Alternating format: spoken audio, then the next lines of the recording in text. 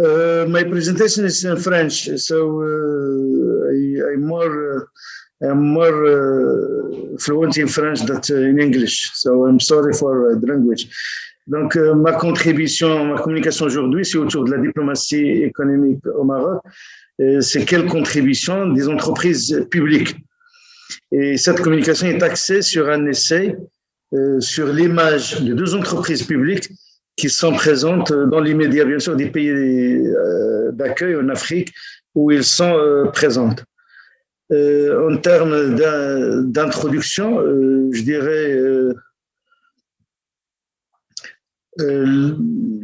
d'abord une citation de Cuervo Casura et Chengle en 2020, comme quoi les motivations des entreprises publiques diffèrent de celles des firmes multinationales privées en matière d'expansion étrangère, de niveau d'internationalisation et de sélection de pays et de méthodes d'accès.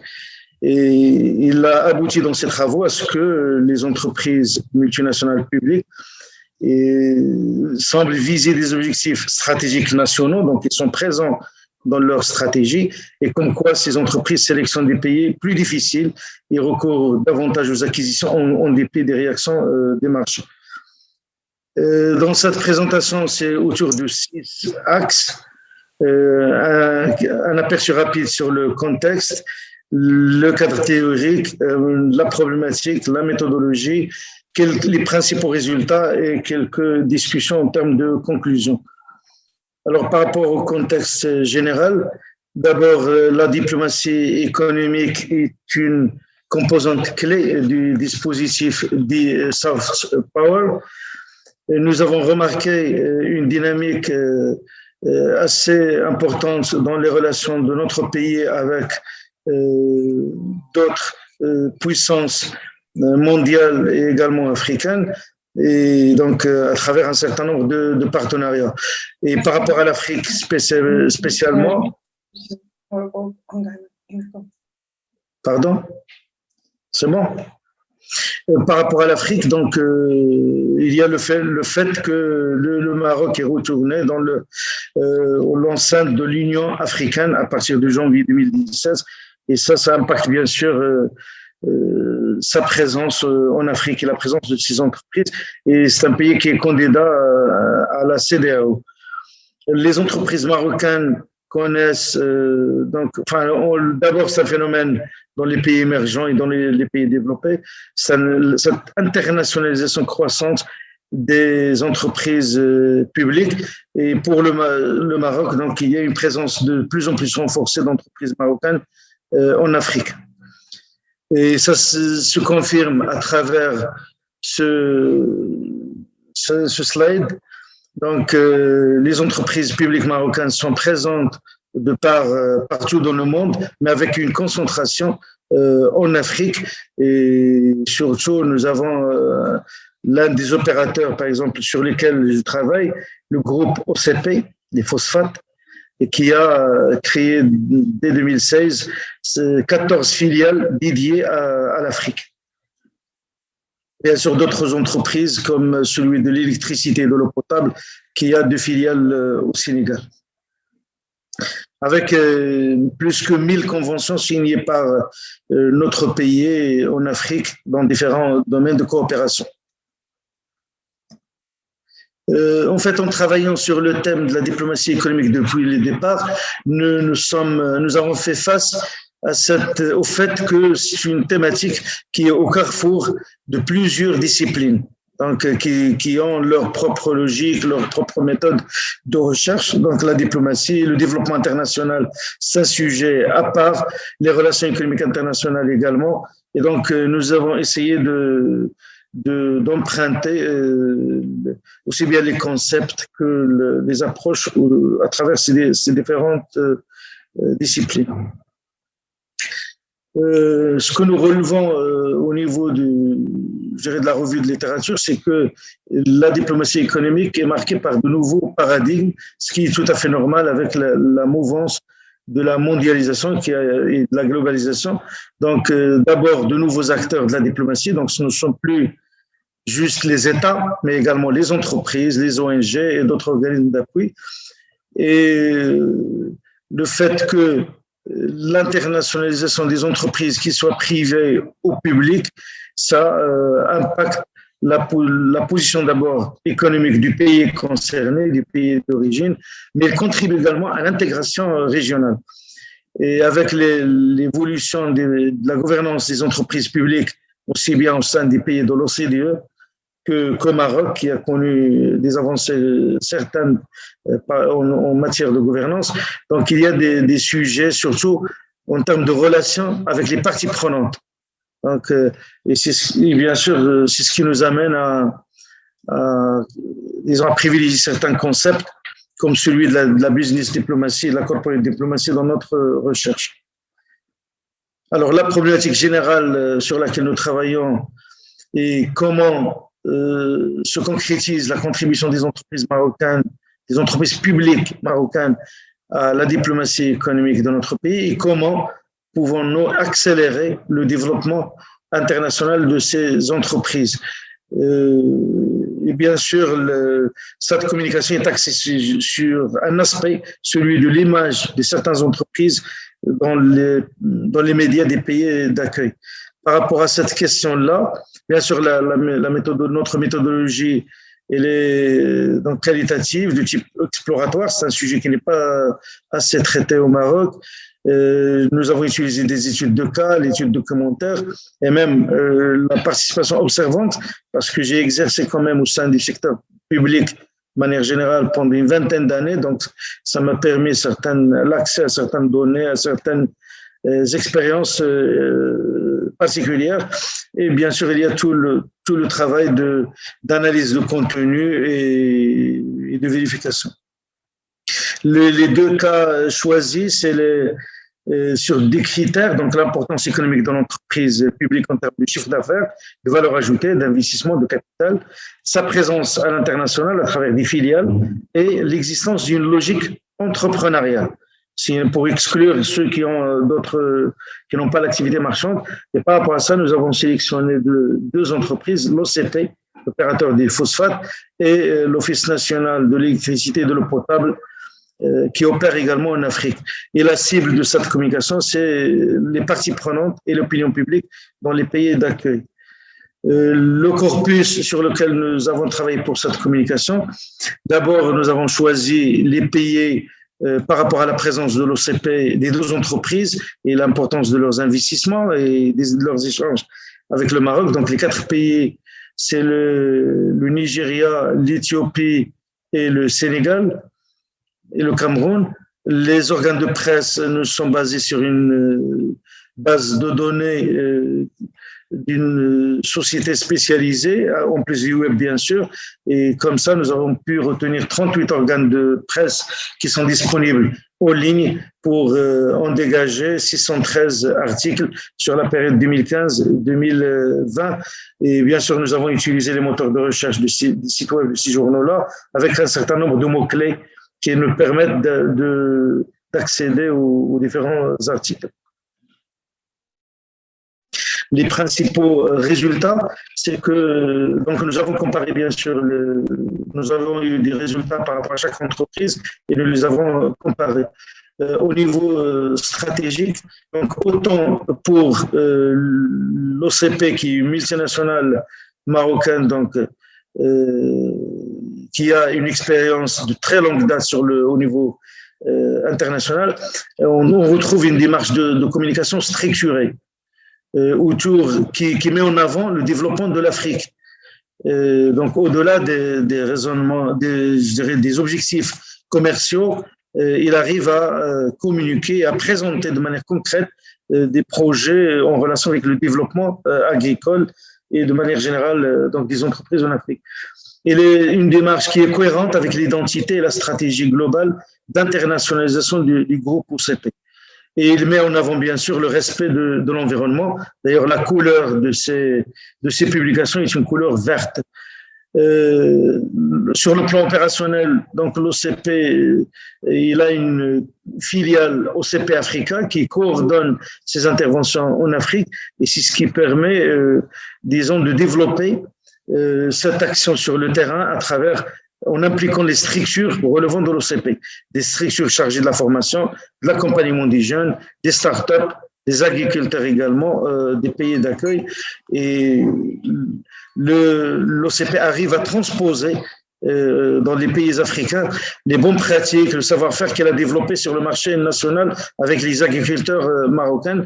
Et donc, il arrive à tenir compte des préoccupations des parties prenantes, qui d'ailleurs les médias recouvrent une couverture assez large des activités de l'OCP. Contrairement à ce qu'on a constaté pour l'ONU, dont même le nom et le sigle, disons l'identité n'est pas reconnue facilement en Afrique et qui ne dispose pas d'une telle démarche structurée là du travail devant lui. Tout ça, bien sûr, contribue à notre avis, pourra contribuer à cette dynamique d'intégration économique africaine post-Covid. Quelques éléments, et je termine par là, donc pour conclure. D'abord, l'impact en termes d'impact de l'internationalisation. Donc, nous relevons que le développement du groupe OCP en Afrique est un développement multinational. Il est basé sur une stratégie à long terme, donc, qui permet bien sûr qui permet à ce groupe d'élargir sa part de marché et bien sûr lui permettant un ancrage durable au niveau des pays d'accueil. Il maîtrise également les processus à l'intérieur donc de l'entreprise.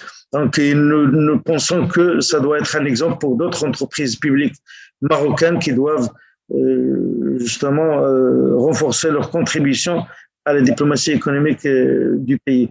Donc, par rapport à la diplomatie économique, la visibilité de l'entreprise publique dans les médias des pays d'accueil est accompagnée par l'intérêt accordé également au Maroc. Donc, à travers l'entreprise, les médias font attention, disons, c'est l'image du pays et à la qualité des relations bilatérales, de ces relations bilatérales qui sont mises en jeu parfois. Et bien sûr, tout ça, le principal enseignement, c'est qu'il y a un savoir-faire à développer. Nous l'avons relevé au niveau d'une entreprise et non pas au niveau d'une autre. Donc, il faut qu'il y ait une certaine convergence entre ce que développe l'entreprise au niveau du marché intérieur et ce qu'elle fait au niveau international. Je vous remercie. Thank you very much, Ahmed Bellamy. Now we'll have the presentation of Sarah Wakach. I'll give you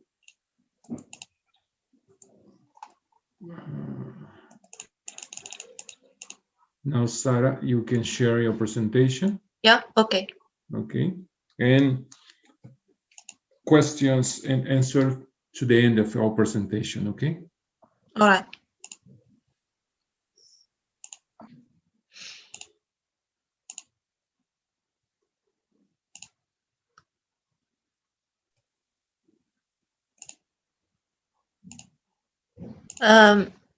Actually, I have a problem with sharing the presentation. Hello? So let me. Yeah.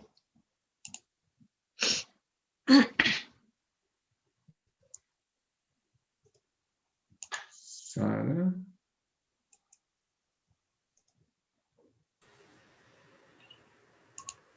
Montagneuse dans 22 provinces. Donc, la différence entre la première phase et la deuxième phase consiste essentiellement en l'augmentation des communes et des quartiers ciblés qui ont presque doublé suite à une nouvelle stratégie et politique de ciblage qui a consisté essentiellement en un taux de pauvreté moins que le précédent.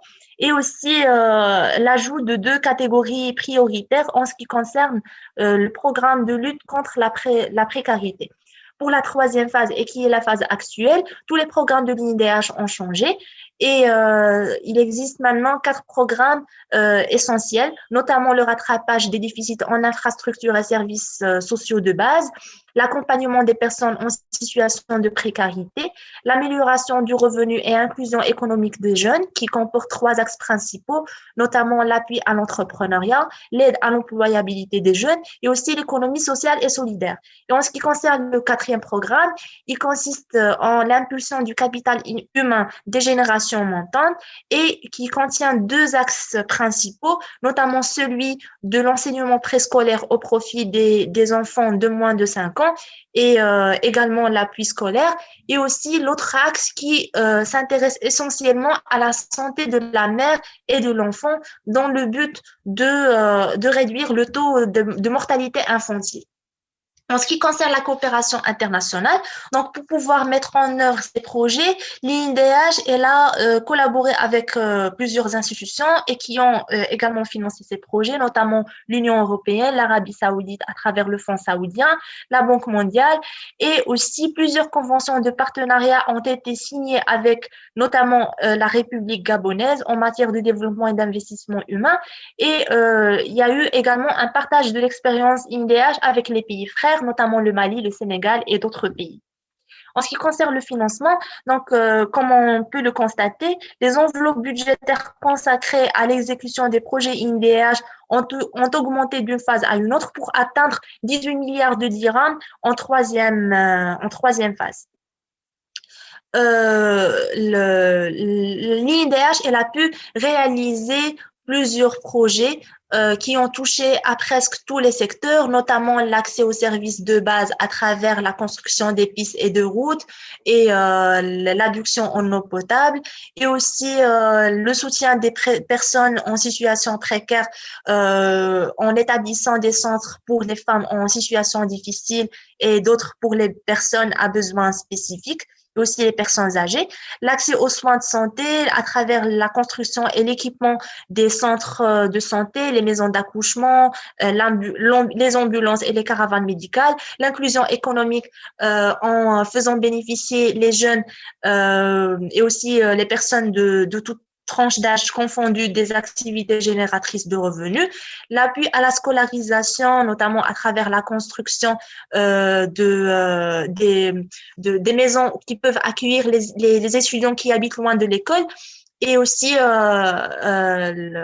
les faisant aussi bénéficier des bus et des transports scolaires, et également l'insertion sociale des jeunes à travers la construction et l'équipement des espaces sportifs, les maisons de jeunes et les centres culturels et les bibliothèques. En ce qui concerne l'enquête que nous avons menée, donc ça a porté essentiellement sur un échantillon de base de 1190 projets INDH, tout programme confondu, à travers tout le royaume.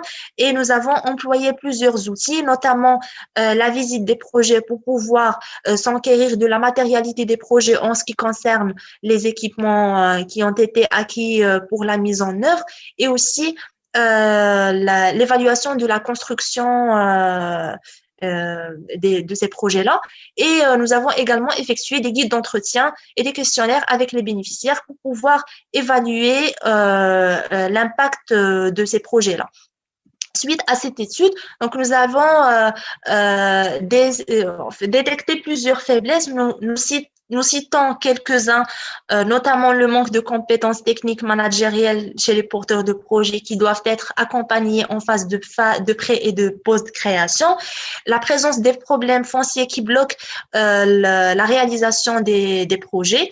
Donc, il faut que l'État sensibilise les porteurs de projets pour pouvoir apurer l'assiette foncière, le retard des procédures des équipements qui bloquent la réalisation de projets.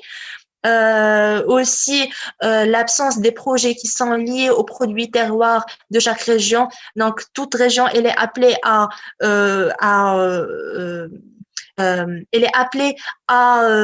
réaliser des études en ce qui concerne les potentialités géographiques pour qu'ils puissent établir des projets générateurs qui sont adaptés à ces potentialités. Les services extérieurs ne sont pas impliqués malgré qu'ils sont signataires des partenariats. Et donc, il faut les impliquer davantage. Et aussi, une absence de communication des réalisations vis-à-vis des porteurs de projets et des bénéficiaires. Donc, l'État doit fournir plus d'efforts pour pouvoir communiquer les projets à toute la population et les encourager à en bénéficier. Donc, en guise de conclusion, nous avons constaté lors de cette présentation que l'INDH a pu contribuer nettement à l'amélioration de la qualité de vie des bénéficiaires. Mais lors de l'étude qu'on a menée, nous avons constaté qu'il existe un problème de ciblage dans la mesure où il existe certains bénéficiaires qui ne font pas partie de la population cible.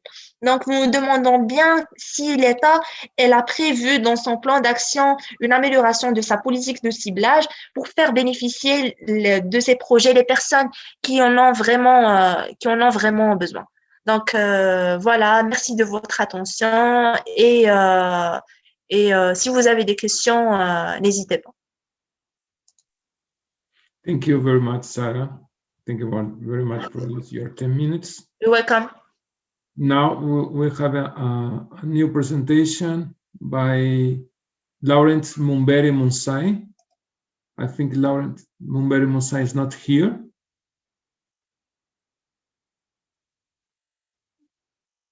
I can find Mumbere Munsai. So let's do the next by Jose Miguel Saldo, Contribution to Integrate African and European Economics. Jose, are you here? Yes. You hear me? Yes, 1 second. I give to you. I am sharing the presentation, okay. I cannot. 1 second. Yeah. Now I can? Yes. Okay. Moment.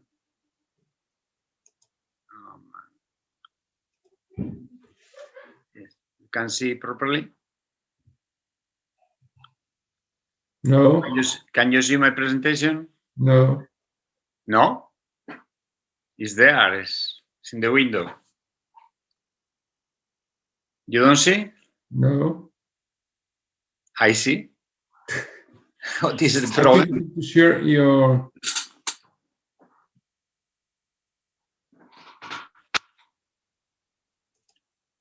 My presentation is on the window. I am sharing the window. You don't see it? I'm sorry, but I can see. Anyone? Now? Jose Miguel, Yes? your presentation is not sharing. Can you? No. How can I see my presentation? You don't see it, no? No, What can we I don't do? see it. What can I do?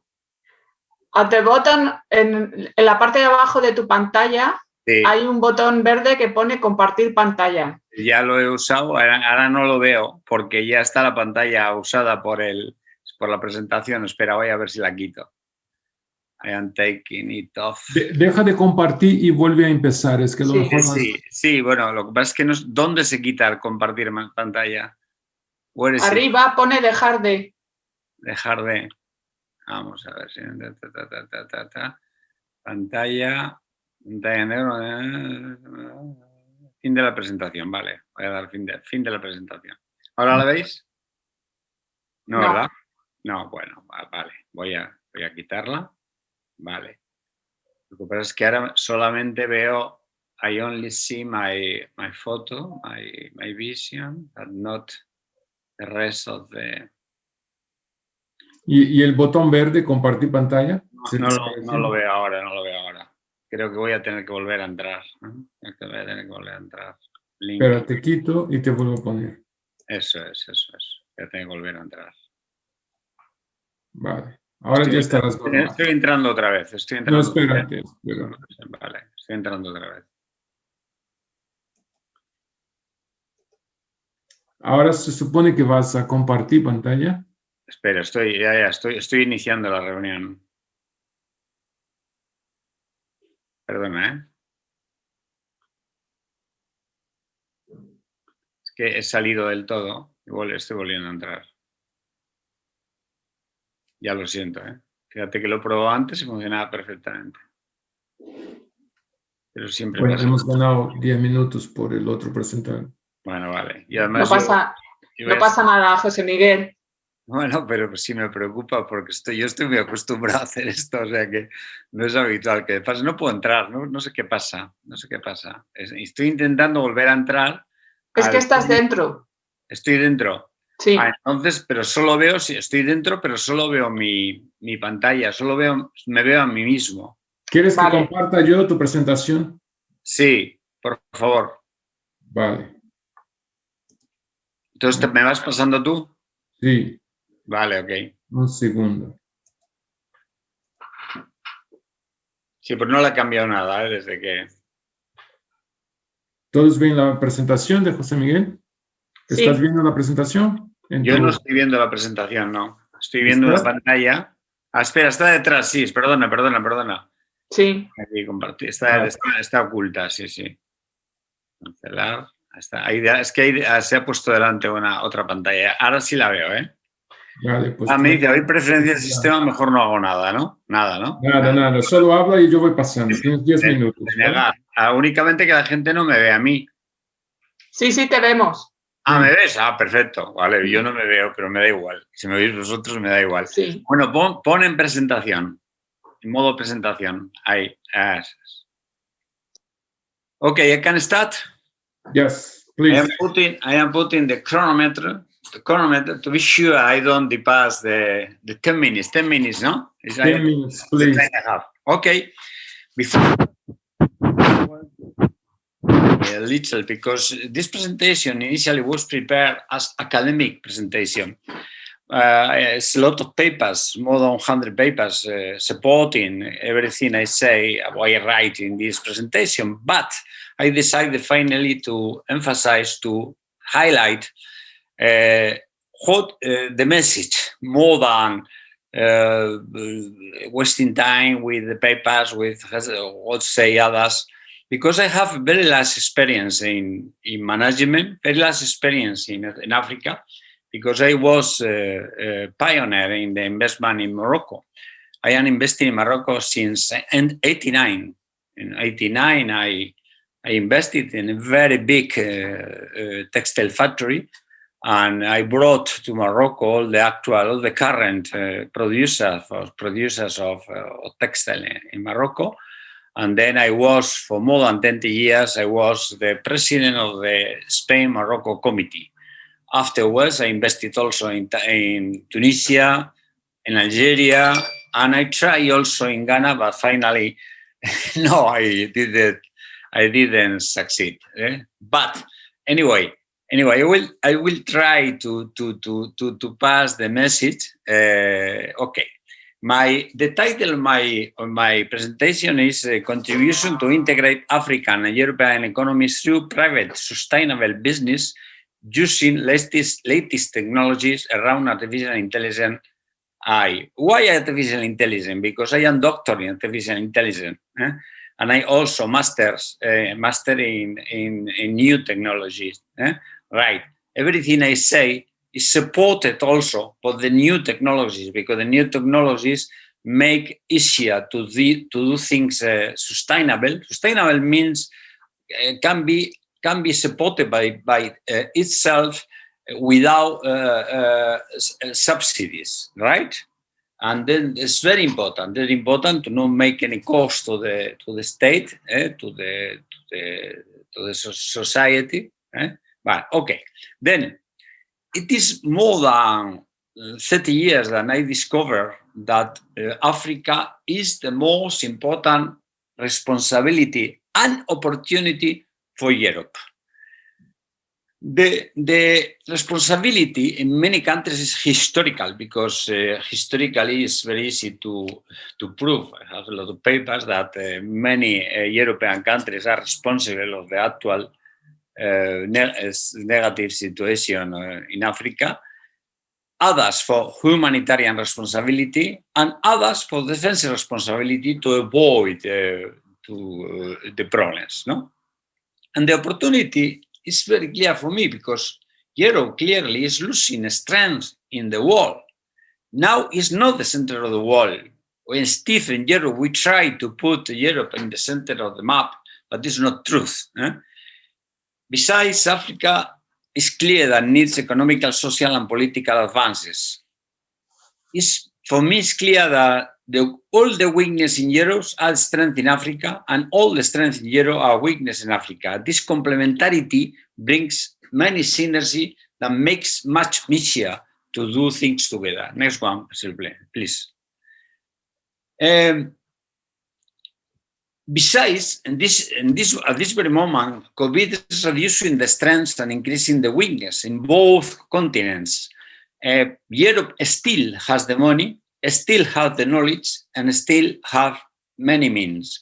And Africa has the people, very important, the people, and enormous potential in everything. I don't want here to waste the time explaining all the potential of Africa because the more I research, the more I find. Both need actions. Why not together? The better for Africa is better for Europe and vice versa. Next one, please. My proposition.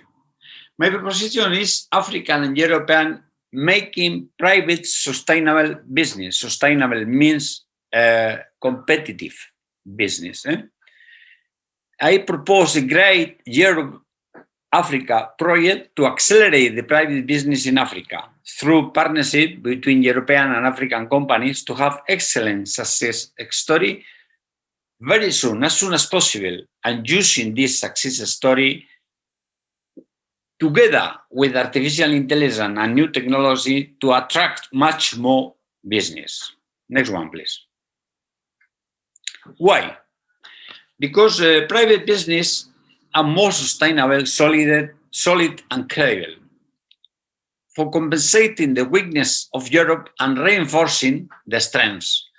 For making the most of African strengths and correcting the African weaknesses.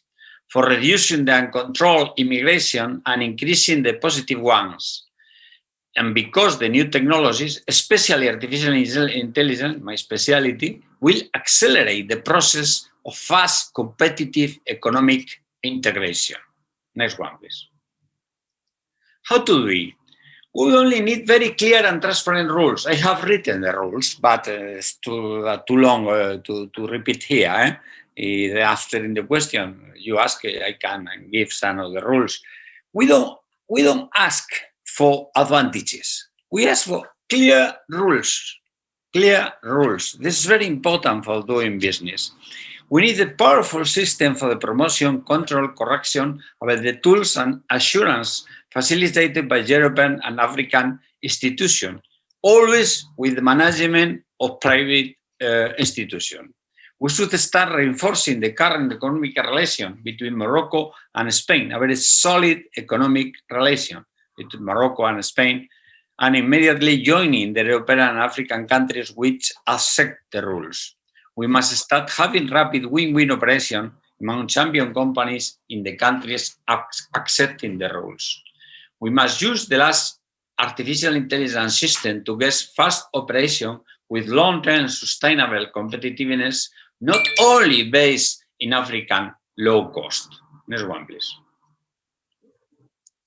What for? Is to increase the growth, attention, always sustainable growth. When I talk about sustainable growth, I am talking about health, about for example, is in my program is included the agenda 2030 of the United Nations. I mean, I am not talking about the classical growth. I am talking about the new growth, but sustainable and competitive one. We need to get a very strong sect, Europe, Africa, becoming world leader in economy, social, and politics. We have urgently to remove unemployment in both continents, because in Europe also we have now a very less unemployment, especially in some countries like Spain, especially the young unemployment. we need to increase economic, social, and political growth in Africa and avoid the non-controlled immigration, to maintain the social advantage in Europe and to increase that in Africa, and to consolidate the European Union having a common project in Africa which minimize the some stupid internal problems that we have now. Next one, please. Conclusions. Successful private business stories between European and African companies will accelerate regional integration between Africa, Mediterranean, and the European Union, benefiting both continents, especially the employment for everybody, but I said before, especially for young people. In few years, Africa with Europe together will become the example of the world, not only because of my proposition, because my proposition is complementary of many of the propositions we have listened yesterday and today in this symposium, in this organization. But it will create common interest and improve the quality of life of African people, accelerating the good intention developed since AAPC, All African People Conference, in 1962, also in Accra. But the conclusion of that conference are still valid, in my opinion. I promise you to dedicate myself to get my proposition a reality in implicating all the many organizations that now believe in my proposition that Europe and Africa have to go together, but not only for the good of Africa, also for a necessity to grow in Europe to maintain the actual advantages we have in Europe. Thank you very much, and happy to see you soon in person in Ghana or anywhere. Thank you very much. Thank you very much, Jose Miguel. Let me finish. Okay, now I think I spent 10 minutes. It's too much? No, it's perfect. It's okay, no? It was perfect. Okay, thank you very much. Thank you. Now, the paper is from... I have to now to put in silence my... Eva Medina y Kawasi Ajay. Who will be the presenter? Eva? It's going to be you? No. I stop my video, no? Yes. And also the microphone. Eva Medina, now it's time for your paper. Hola, Julimar, ¿no está Kwasi? No, Kwasi is not here. Ah, pues es que es él el que hace la presentación. Okay, so let's pass to the next paper. Kwasi is not here. Okay. So the next paper is Evolution, the Risk Ecologique by Omaima Nasiri. Omaima is here. I will pass to you 1 second. Now here.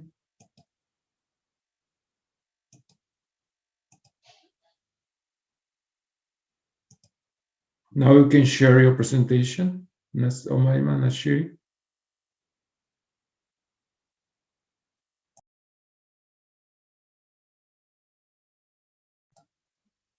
We can't hear you.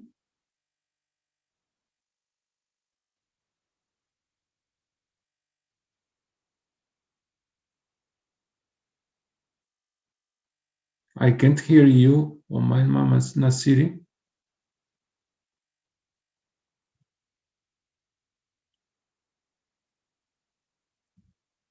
We're seeing your presentation, but you can't hear you.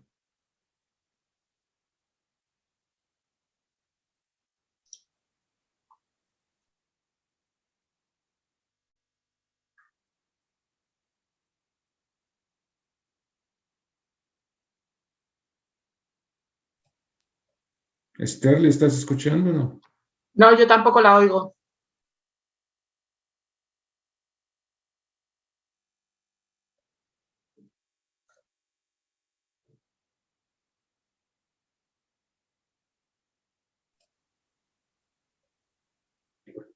Eva, si llega tu coautor, le ponemos a presentar después, ¿ok? Vale. Sí, porque yo estaba aquí también para escucharle. A ver si aparece. A lo mejor se ha equivocado con las horas, ¿sabes? Ah, porque a mí me ha pasado, claro, yo me he metido a la 1. A lo mejor le ha pasado algo así. Voy a intentar contactar con él. Sí.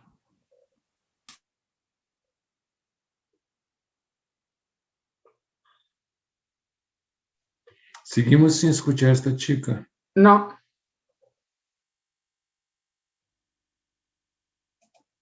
Bueno, tenemos algo de tiempo. Tenemos ya solo una última presentación. Alicia Campos y Ángeles Sánchez. Y ha aparecido Musai. ¿Sí? Sí, es el, Musa is here. ya, es la tercera. Mhm. I'm here, I'm ready. Ok, Musai. Okay, 1 second. We have a problem with Omaya Nasiri. Omaya, we can hear you. Could you try to solve your problem? In the meantime, we could listen the presentation of Musai.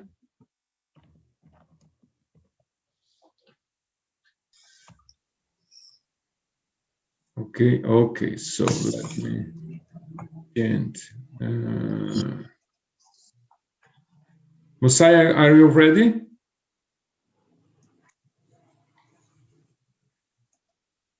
I'm ready. Okay, you can share your... I can share the screen. Yes, you can share now. You have 10 minutes for your presentation, please.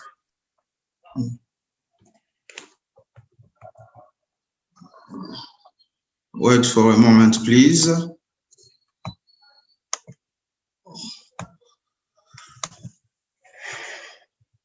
It's okay?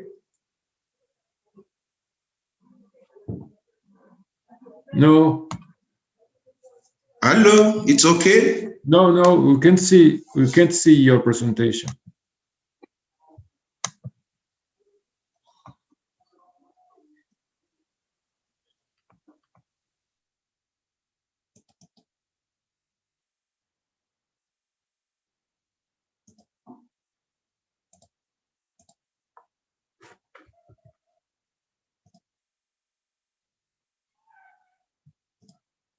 If you prefer, I can share.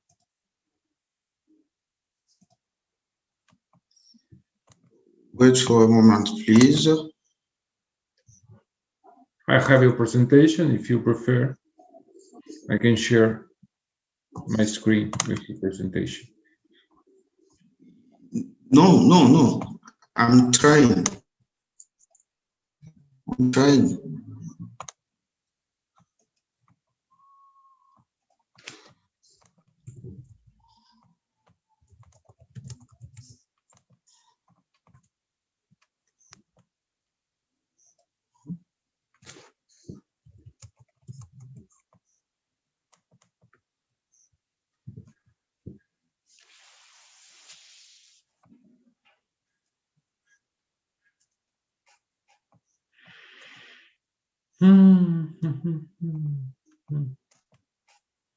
It's okay? No, it's okay. So Yeah. Go ahead for 10 minutes, please. Thank you very much.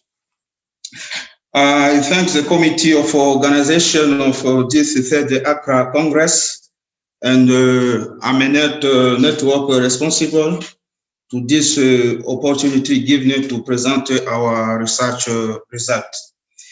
My name is Mbere Musai Laurent, and I belong to the Faculty of Economic and Management of Université Libre de Pays de Grand Lac à Goma.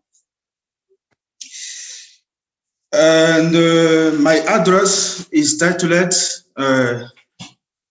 Behavioral Anomalies and Investment Risk Events in Nord Kivu Province in Democratic Republic of the Congo.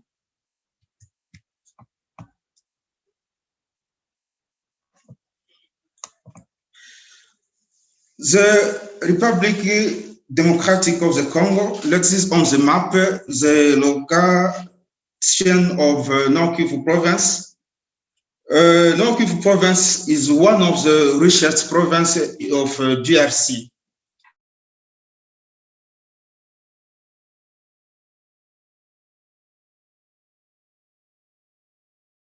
Here, on the border of Uganda and the Rwanda Republic.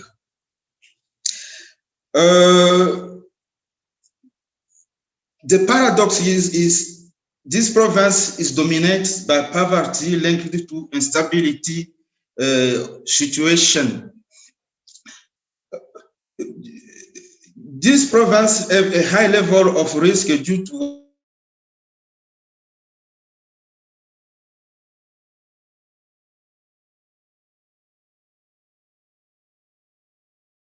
dramatic event is the murder of the Italian ambassador yesterday in the morning at the Peripheral district in the north of the Goma city.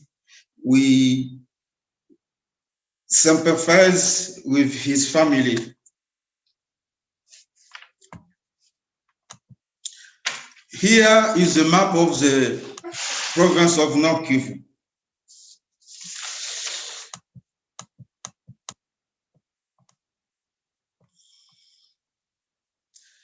Our presentation will take 4 points.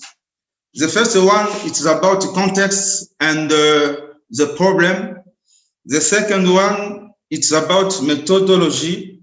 And the third one is the result. We will present the results. And the 4 points, we'll discuss our result and present short conclusion.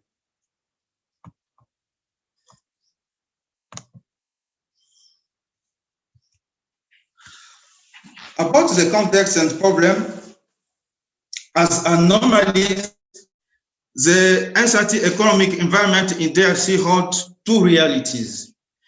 The first one is the market disruption as described by Schleifer and Summers in the noise traders approach to overreaction model. And the second one is individual experience, the fear of war, political conflict, and the fear they generate through a framing of failure and present by the value function in prospect theory. As described anomalies by Kammerer and Rabin, the anomalies is a challenge to rationalize or a violation of the standard economic model. Kahneman and Tversky described the investor behavior in asymmetric reaction and the accumulative version. They added the subjective decision weight. But according to Rija and Wang, people tend to think of the outcome as relative change rather than the final state. They have different risk attitude toward risk, toward gain and losses, and they tend to overweight unlikely events, but underweighted highly possible events. This evaluation describes sensitive attitude to link up behavioral anomalies.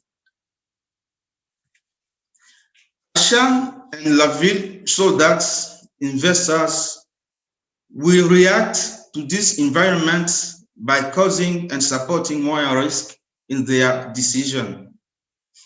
In the dynamical system perspective on agent and environment interaction, according to Beer, he integrates the limit of Kahneman and Tversky model mentioned by Pontoiseau, in particular the fiction of certain earnings, the phenomenon of the contextualization, and the absence of a transaction. But the main behavior that are expressed by Nord Kivu private investors are anomalies, and these anomalies as in investing in hostile environments. the environment of conflict and war and social political instability. Slovic in experience system use the term of risk as feeling, while Caperson et al. Use the term of interaction as risk-related behavior. However, the round-trip effect of this attitude provoke a typically behave among investors likely to favor of criminal economic through the exploitation of opportunity linked to the environment of war or accommodate them through shocks they support in their activities.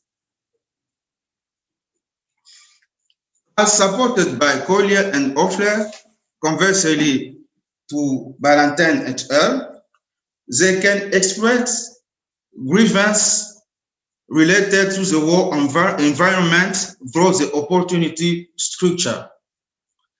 As opportunity, Schiller emphasized that the war as a time of great distribution of wealth for some, they are also a source of economic hardship for others, used from abuse with lead decision makers in a logic of frustration, aggression, elaborated by Hassner.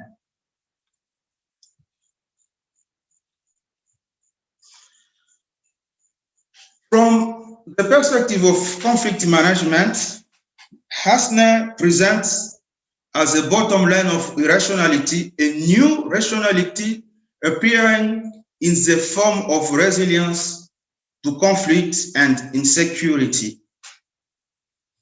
In the case of North Kivu provinces, with a high risk of anomalies, investors' form of country should rely most of contextual risk assessment that incorporate experiential practices next to the identification of opportunities in the context of the war and the conflict. This research tried to draw the event of the events to demonstrate the constitutive effects on decision between investor risk assessment and their reaction. Secondly, it demonstrates how inconsistency can lead them to behavioral anomalies.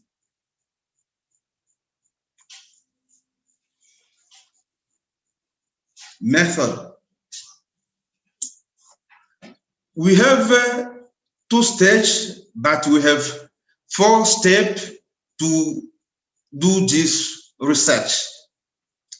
The first stage is an assessment stage using classification with Fisher linear discriminant analysis and generate discriminant score according to the risk in either overestimated or underestimated.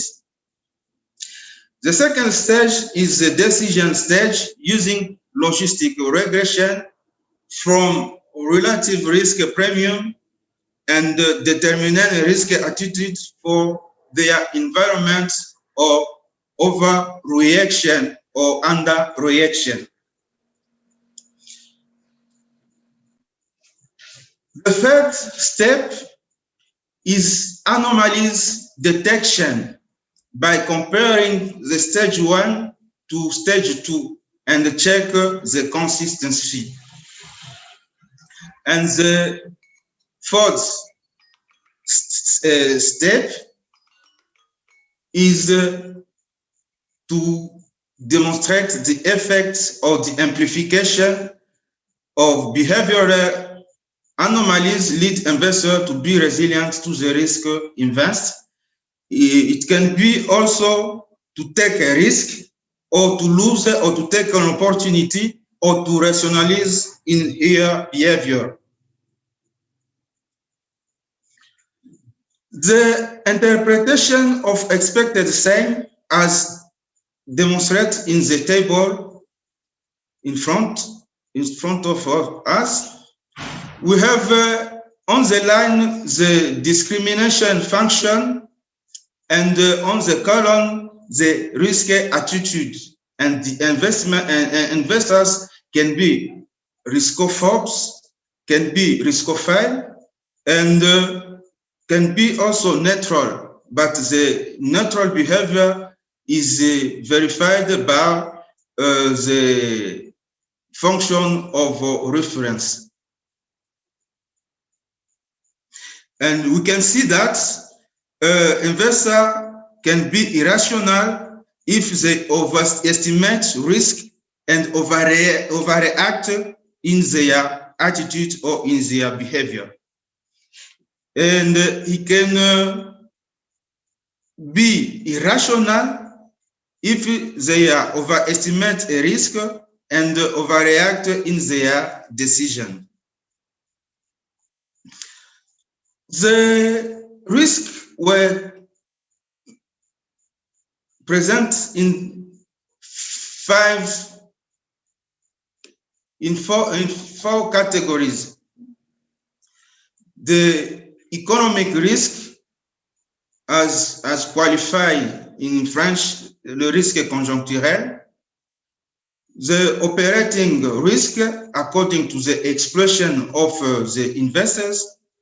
Institutional risk, and political risk, absence of protectionism and demonetization, and the natural risk as earthquake, floods, and volcanic eruption would take place in the North Kivu environment.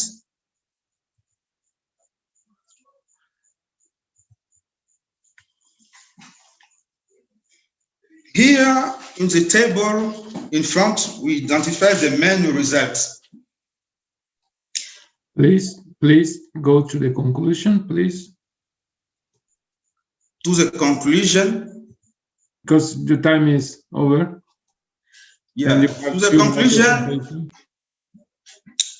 Lex Nobel, the research found that the reaction type anomalies prevail in war environment, hence confirms the position of Vinican and Conator disclose that individuals do not make their decision based on their assessment or risk, but on the investors that come in their way.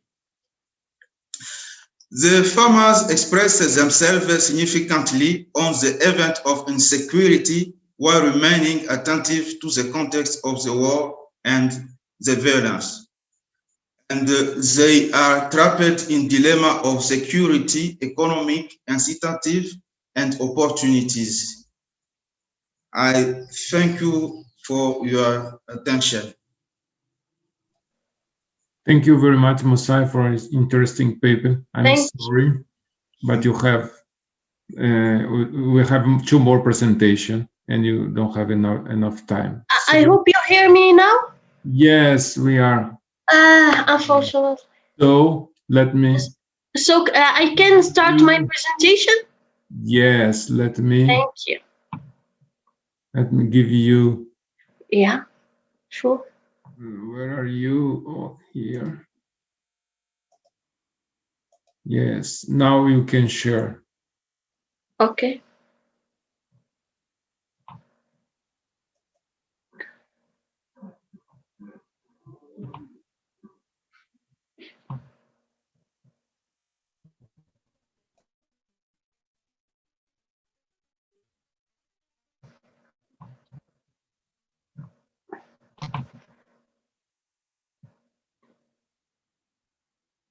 You can see my presentation now?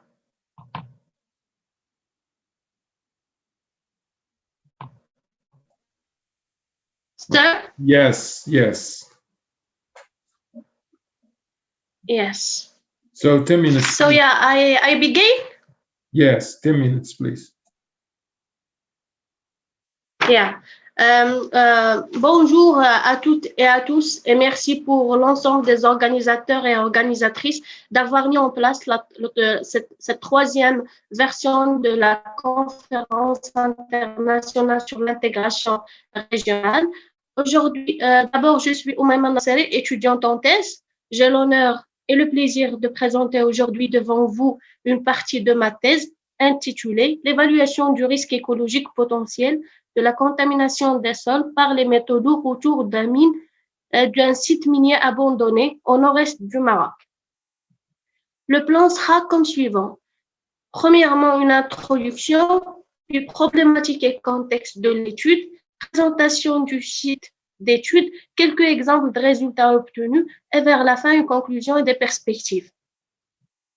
Donc, comme nous savons tous, l'Afrique a plus de 30% des réserves minérales mondiales et produit plus de 60 minerais et métals, 16% d'or, 25% de bauxite, 27% de manganèse, 37% du chrome et 49% du cobalt. Parler du phosphate que l'Afrique et plus particulièrement le Maroc est le premier producteur mondial. Donc, l'exploitation minière est une activité dominante et par conséquent constitue un socle de développement de plusieurs pays africains. Chacune, comme vous pouvez remarquer sur la carte, chacune de ces mines, schématisées par des points et des cercles et autres schémas, donc chacune de ces mines, soit en exploitation, soit abandonnée, passe par plusieurs étapes du cycle de vie d'une mine ordinaire, depuis l'exploration, c'est-à-dire la prospection, jusqu'à abandonner cette mine. Donc, avant, pendant et après les opérations minières, de nombreux facteurs contribuent à l'impact sur l'environnement. Donc, ces phases associées produisent des déchets et peuvent avoir des effets graves et néfastes sur le milieu environnant. Et parmi ces effets de l'exploitation minière sur l'environnement, on a la pollution des sols, la pollution des sédiments, de l'eau, de la faune et de la flore. Aussi, on a la contamination de la vie humaine, la dégradation de l'environnement, les rejets miniers et plusieurs autres atteintes aux services environnementaux.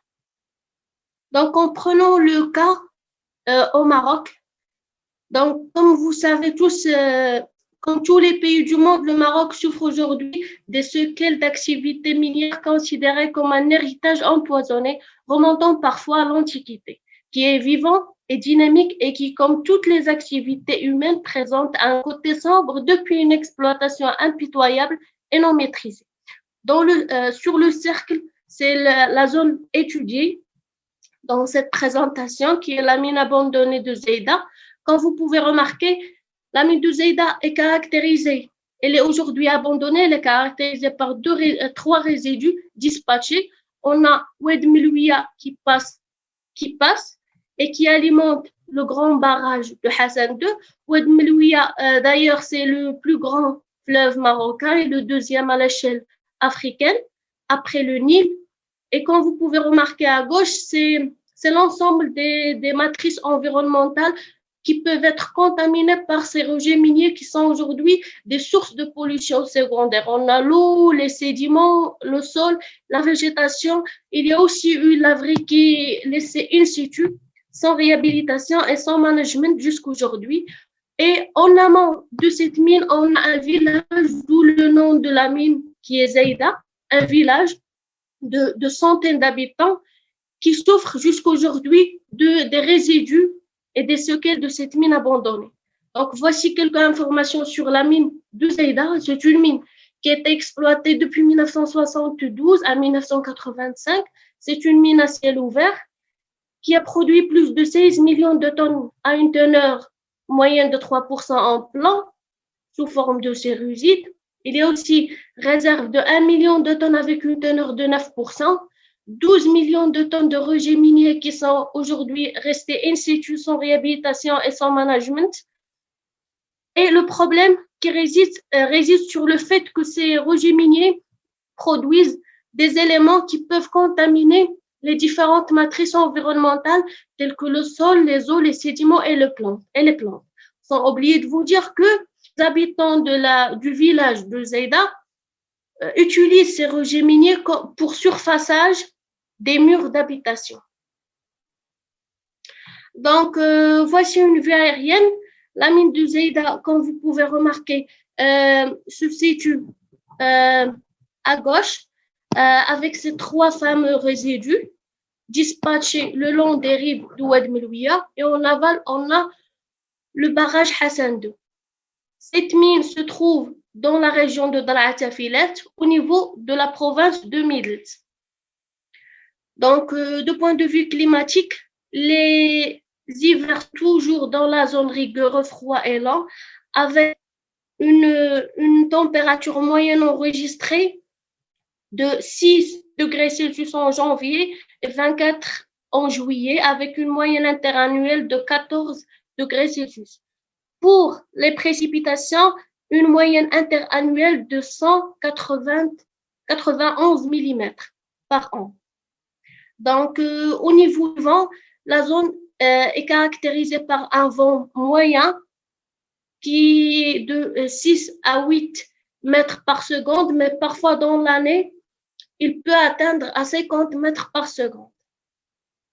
Géologiquement parlant, la zone de Zeida est caractérisée par une formation permo-triasique.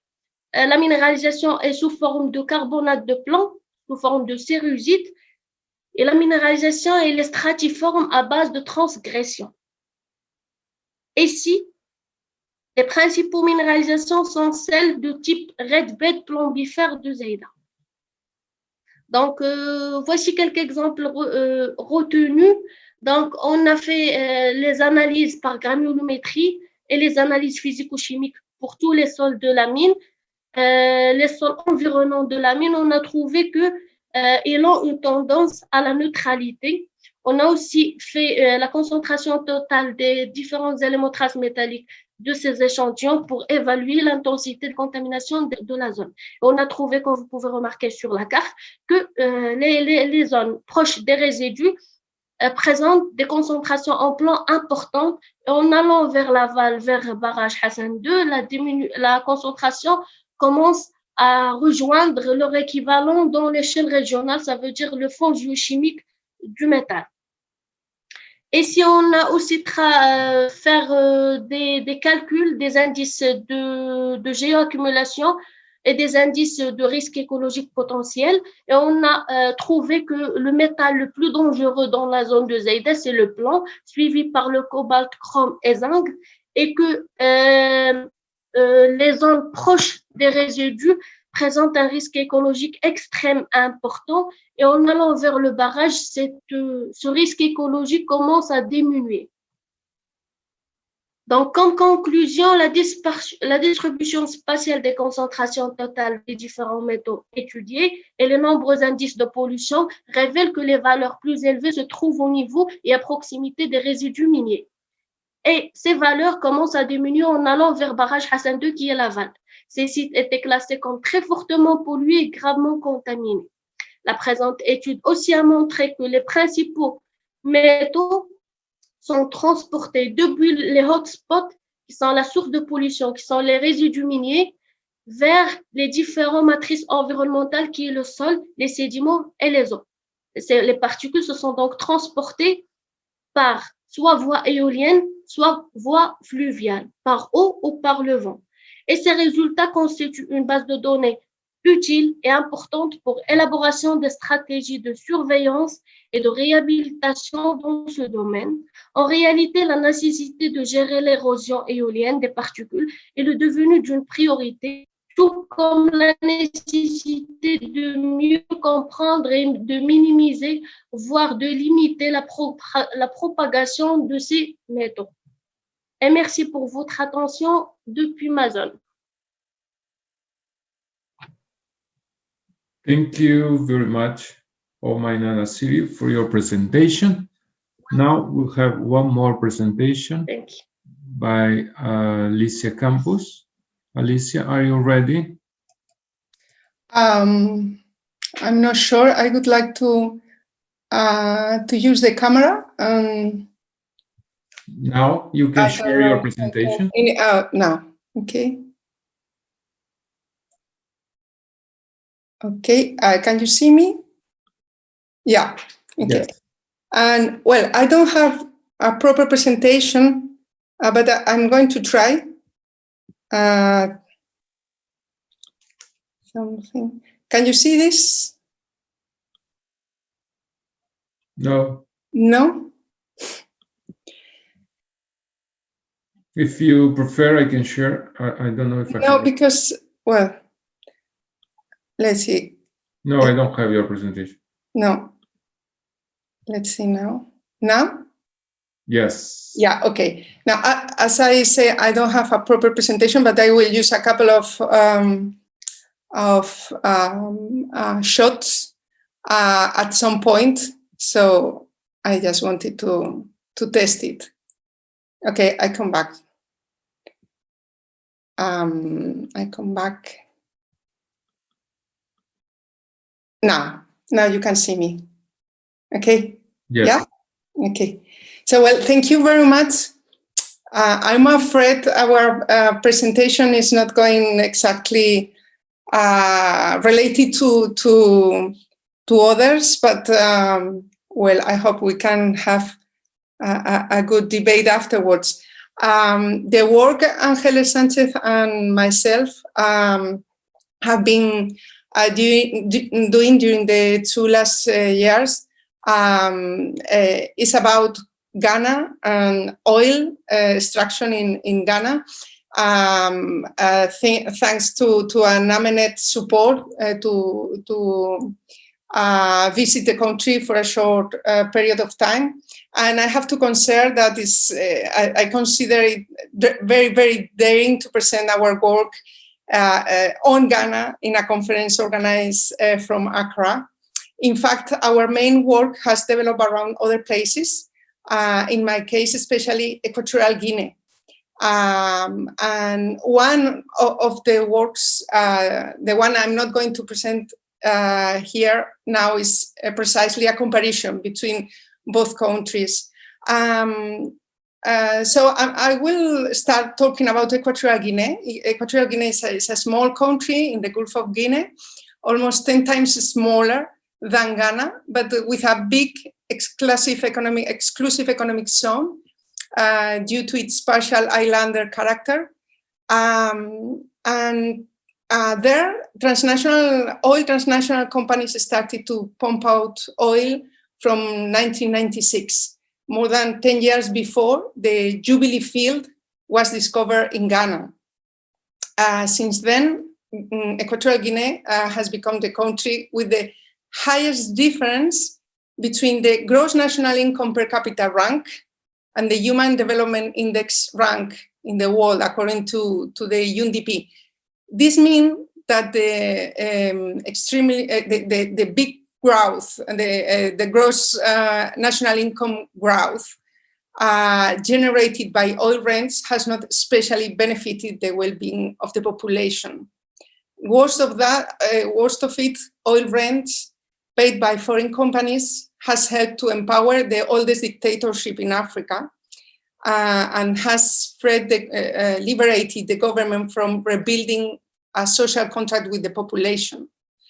Well, in Ghana, in the contrary, when oil was discovered in 2007, the alternation in power through elections was already an established dynamic, through still a fragile one.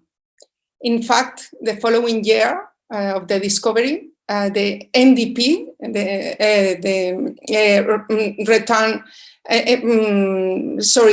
NDC returned to power after 8 years out of it. On the other hand, Ghana was already a mineral exporter. In fact, it's the 8th producer of gold in the world. And all this situation, along with the widespread concern in Africa and elsewhere that mineral or hydrocarbon wealth was not synonymous with development, and that it's usually the other way around, generated a lively debate in the country on the risk of a resource curse due to oil extraction and commercialization. These debates on the social and political dimensions of oil in Ghana were of much interest to us, used to a country such as Equatorial Guinea, where censorship and repression make it difficult for the internal press or the academia to reflect on these political economic issues. And this is why we decided that a second a piece of work would be focused precisely on the academic debates on the possible consequences of oil in Ghana. This sort of state-of-the-art is really of small interest for Ghanaian experts themselves, but we believe that it can show some light to debates elsewhere on similar questions in Africa and in other places. What we have differentiated are 3 different questions that these academic works try to answer. And here I will share my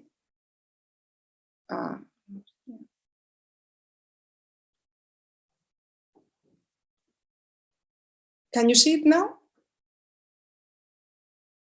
Can you see my? Yes. Yeah, okay. So I just wanted to show this, that is basically the index of what I want to explain now. Well, this is, I forgot to tell that as in Equatorial Guinea, oil in Ghana was discovered offshore in front of the Western region. Well, this is an official map on all these explorations, camps and fields in Ghana. Well, the debates around oil have developed around 3 main questions. The first one is related to the social and environmental impacts of oil extraction. The second is around the relationship between oil and the democratic system in the country, that can be subdivided in 2 other questions that I will develop later on. And the third question is around the paper of the international actors and structures in the political economy of oil in Ghana. Sorry, now I want to go out, and I don't know how. Dejar de. ¿Puedes tú? No. No. Arriba, cuando tú tienes un rojo, dejar de. Sí, ¿sabes? Es que he querido ir a Zoom otra vez y he llegado a otro lugar. Joder. Vamos a ver. Sorry. Dejar de. Well, I will have to keep speaking with my PowerPoint that I didn't want to. Okay, so as I was saying, the first question that some authors try to. Okay, now maybe now. I have. You got it. Okay, great, thank you. So now you cannot see my screen. Okay. The first question is about the social, economic, and environmental impact. This has to do with the previous presentation of the new industry. Oil is not in the land, but at the sea. However, the arrival of transnational companies to the Western region has prompted many different transformations. The construction of port facilities, residential compounds. The offshore rigs has adversely affected the fishing sector, which has confronted heavily diminished captures and security threats. There are authors that have focused on this fishing sector, also on the female fishmongers and women in general that have addressed the deterioration of their livelihoods. many scholars regarded these dynamics with concern and frequently emphasized the increasing arrival of many migrants and the delay in the provision of compensations to the economic compensations to the region. In this case, there is a kind of consensus among the authors that are doing research in the area. The second questions are about relationship between oil and democracy, and here we can find two different questions, sub-questions. The first one can be expressed as, can democracy avoid the resource course in Ghana? And here we have found two very different answers. The first one consider that with a good institutional arrangements, the resource course in Ghana can be averted. And in this sense, it has to be said, and now that in Ghana, now, Julimar, can you habilitate me again? Julimar? Now I cannot. Now you can. Okay, okay. By the way, your time is over. My time is over, totally over. No, you have 2 minutes for your conclusions. Okay. Well, my conclusions are quite short. So I have to summarize, first of all. In relation to these two questions, can democracy avoid the resource course? Well, there are two different answers. Yes, and Ghana has approved many different regulations in order to get that. But there are others, authors that consider that the clientelistic nature of democracy in Africa doesn't help to assure the best practices in the management of oil. The other question is about if the Ghanaian democracy is at risk due to oil. And here we find also two very opposite answers. Yes, it's at risk because of the rentist nature of the oil industry. But there are other more optimistic positions saying that precisely oil is promoting the flourishing of the civil society and a very lively debate at the political and academic level. Finally, there are others who consider that in those debates, international actors and structures are not too present, and they are very important to understand the whole situation. Our conclusion, as I said, are very short. Basically, we think that these debates that are not conclusive are of much interest to understand other situations, can be of much interest to understand other situations, not only in Africa or the Gulf of Guinea, but in other places where resource exploitation are basic for the economic and for the economy of the countries. Thank you. Thank you very much for all presentations. Thank you very much, Alicia, for your presentation. Quite interesting point. So I don't know if you have time, Esther, because I think you have to finish all. I think we should finish, Julimar. I'm so sorry. Esther is the manager of all the conference. So thank you very much for all the presentations. All the paper are very interesting. So we'll have to finish now. See you in the next conference. Bye. I'm sorry because the next session has to start.